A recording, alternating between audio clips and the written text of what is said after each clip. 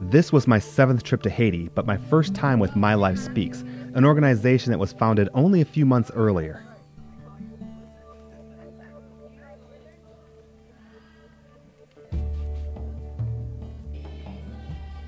My first recorded activity was attending church. I was surprised when a little girl came up to me and hugged me.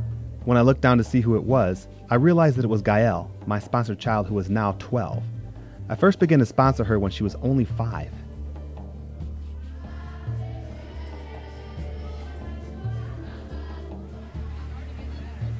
Later, we drove to a location in the mountains where I stayed the last time I was in Haiti.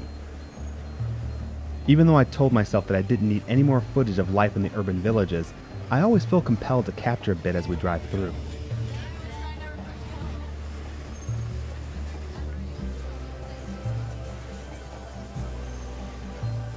Last year, we worked with BMG, Brent Gambrell Ministries. It was nice to see him again and to visit the home where several orphaned children live. Children are always a highlight of a mission trip such as this one, and our team couldn't get enough of them.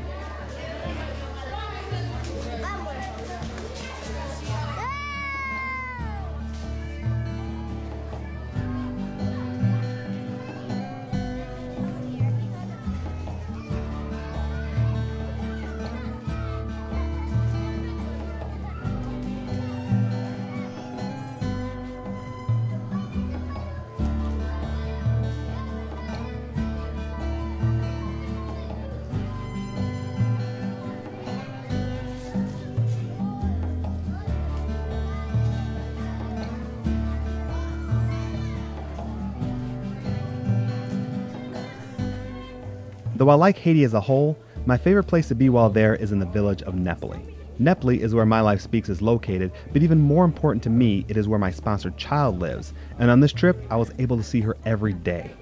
At this point in the trip, we decided to take a little walk through the village.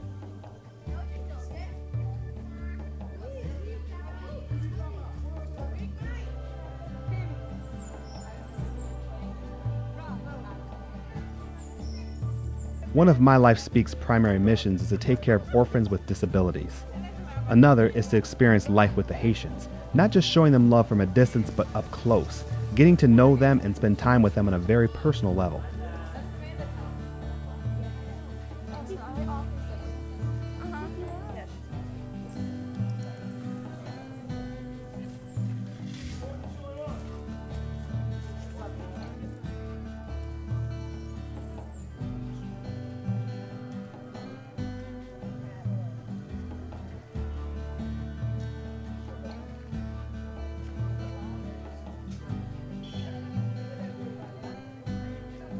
Another highlight for me was visiting Martha, a native of Nepali who I've built a relationship with over the years. This trip I was able to visit her home and spend time with her and her new husband. Next we visited the home of Mike King. He and his family work for My Life Speaks and now lives in the village of Nepali.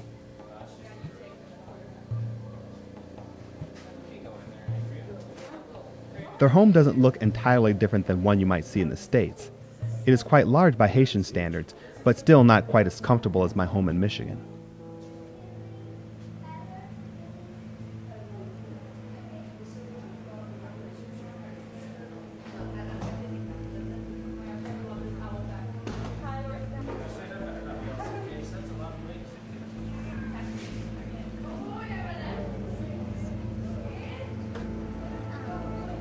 So which one's the guest bedroom? Up there?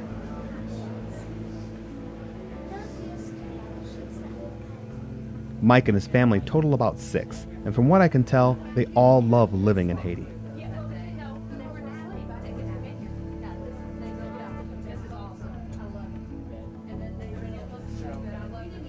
You can see the main road from the balcony terrace. Yeah, there's like, you may not get kind of one place that you go for groceries. It's kind of your main deal. And there's one place like that has like furniture stuff. There's like A main activity that I see on every visit is Haitians hand-washing clothes. This time, some of our team got in the act.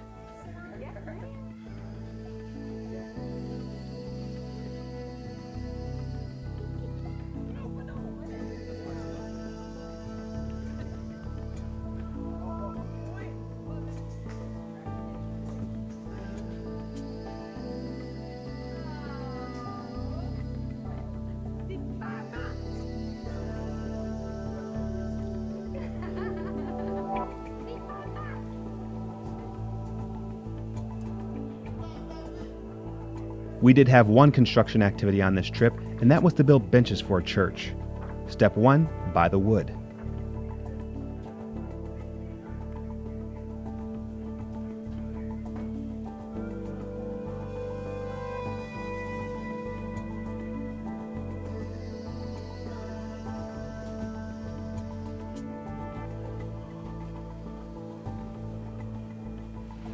Things move very slowly in Haiti. It took about 3 times as long as it would to buy wood in the States, so as they were loading, some of us walked around the village. We found a place where homemade rum was being made. The alcoholic smell was quite strong, but it was nice to see someone with a thriving business in Haiti. So you have to purify the teaspoon to get the actual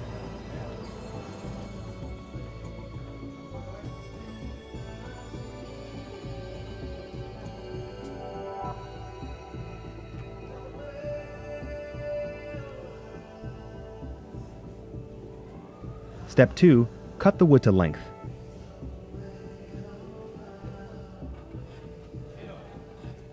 By the time we left Haiti, we only had the parts assembled for one bench, but it would be used as a prototype that would be replicated when later teams arrived.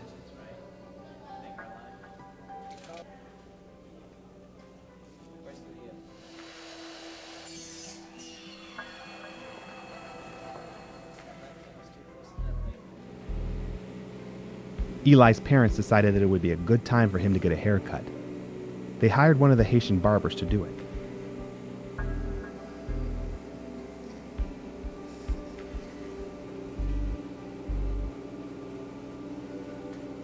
Looking good, Eli.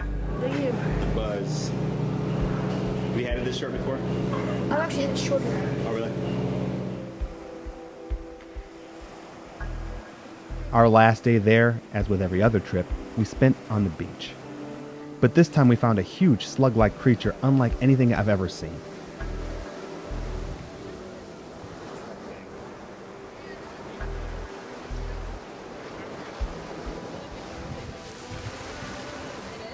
don't know what it is, and it's on our way. It's gonna try to be swimming if he knows it's gonna.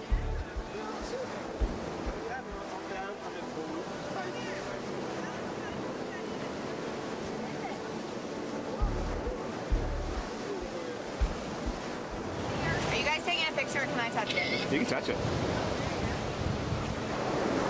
Ooh! What's it feel like? A slug?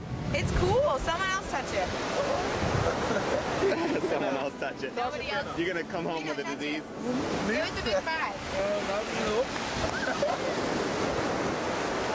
Look, it has little That is- tentacles on this side, y'all. I don't know what that. A whole bunch of gut looking things came out. I know, I saw that.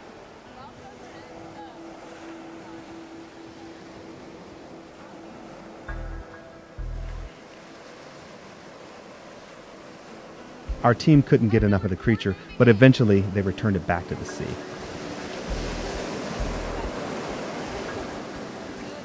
It's the freaking again. Dude, look at this little. Here, move it back.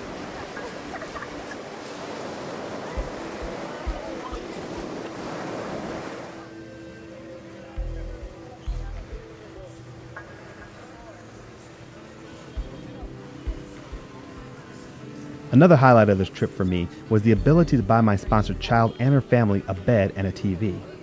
This is the first time that I've ever been able to buy them something that wasn't small enough to fit in a suitcase. When we returned from the beach, I was able to deliver it to their home. For the last 2 years, Gael and her grandmother slept on the floor. I was so blessed to be able to give them a bed before heading back to Michigan.